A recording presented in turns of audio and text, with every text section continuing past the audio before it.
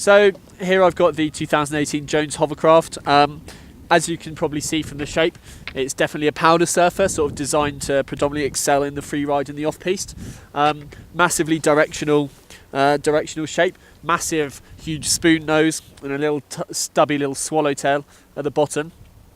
It's got a medium to responsive flex pattern, so it's a fairly stiff board, but still offers you some playfulness when you are just having a good time around the mountain. So it features a directional rocker profile. So what you've got in the board is you've got this massive spooned nose where you've got rocker out towards the nose, then you've got camber between the feet, and then rocker out to the tail as well. So this gives you a really nice responsive ride, plenty of pop and plenty of snap, but then a huge amount of float in the powder with these rocker sections. Also makes them slightly more forgiving as well when you are riding around the mountain. So having that sort of rocker sections giving you the best of both worlds. Jones have used their sintered 7000 base on the Hovercraft. Super high-end wax absorbing base, runs really quick, really makes these Jones graphics look really good as well. All sinter bases are really durable. Just give them a little wax up and you'll be good to go riding all week. Maybe fairly difficult to see on the camera, but what Jones have started doing is they're using this 3D contoured shape. So this has actually got a 3D contour 4.0, so it's a spooned nose, which means that the edges of the nose, and it's actually on the tail as well, are slightly spooned out away from the base. What this does is it acts like the hull of a boat, so it makes it really ride so well through powder, just moves all of the snow out of your way, gives you a really floaty ride, keeps the nose up, keeps the tail sunk in as well. Also sort of loosens it up a little bit if you do want to get a little bit playful, makes it a little bit more manoeuvrable, and it's sort of like, it mimics TBT similar, so you've got like a triple base sort of technology on the bottom there.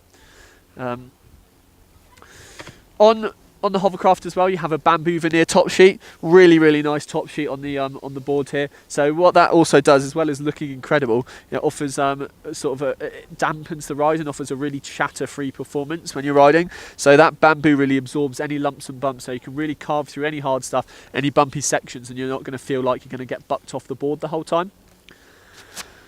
In the core, what Jones have done with the Hovercraft is stiffened it up with some carbon stringers.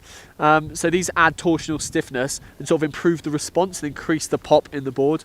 It also maintains its flex profile and keeps it really stable and consistent throughout the whole board. You're not going to find any damp spots or any part of the board that feels like it's going to be a little bit different.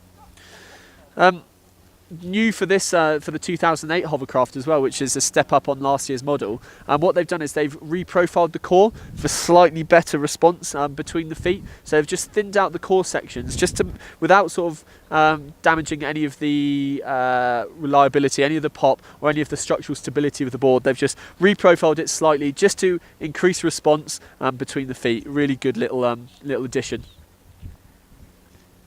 So we'd sort of recommend the Hovercraft for advanced to like intermediate to advanced riders. That being said, quite a lot of people can jump on this board and ride it in powder and have a good time. One thing that I think Jones weren't expecting is this board actually is sort of like an all-mountain ripper. Because of the camber profile and the sort of the big spoon nose, it's actually really good on piste. So don't think that it's a pure free ride board. You can sort of you can buy it and still have a great time just cruising the resort on this thing. Really good fun. What we wouldn't recommend it for is if you're looking for a jib board. Obviously with a shape like this you wouldn't expect it to perform very well in the park, so I wouldn't look to this if you're looking for a rail machine. Also, if you are an absolute beginner, because it is fairly responsive, you might end up having a bad time, so it'd probably be best to look elsewhere in the Jones line. Otherwise, fantastic all-round ride. This is the 2018 Jones Hovercraft.